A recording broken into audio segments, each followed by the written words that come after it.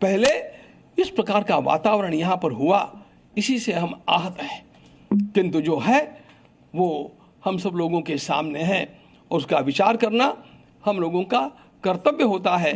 इसलिए हम लोग नियत तिथि के भी कुछ दिन पहले आज बैठ करके गहन चिंतन में डूब गए, दुख में डूब गए, और इस स्थिति में हम लोगों की एक अनिवार्यता थी कि कुछ वातावरण जो निर्माण हुआ है उस वातावरण के चलते हम लोगों को हमारे महामंत्री महोदय ने और हमारे एक न्यासी महामंत्री श्रीमान चंपत राय जी और न्यासी अनिल जी मिश्रा, इन दोनों ने त्यागपत्र प्रदान किया है।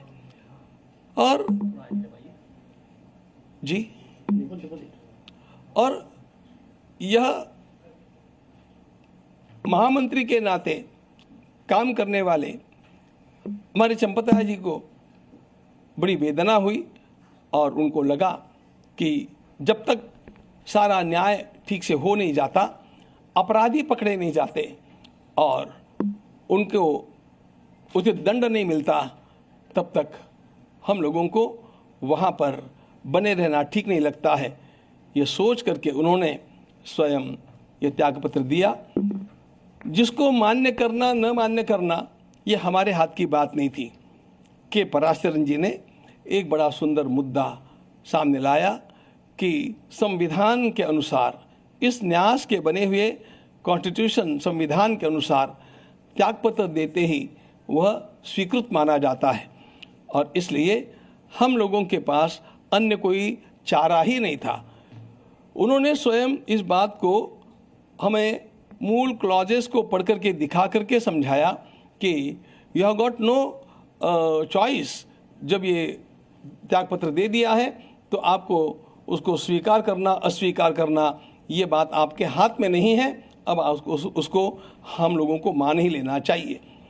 ऐसी स्थिति में और हम लोगों ने उसका स्वीकार भी कर लिया। उस समय हमने चंपतराय जी के द्वारा की गई सेवा का अभिनंदन भी किया। उदार अंतःकरण से उन्होंने स्वयं इस प्रकार का निर्णय लिया। उन्होंने राम मंदिर के निर्माण के लिए इतने वर्षों तक, आरंभ से लेकर जब यहाँ पर इस प्रकार की कोई हलचल भी नहीं थी, तब से लेकर के आज तक का कार्य उन्होंने किया है।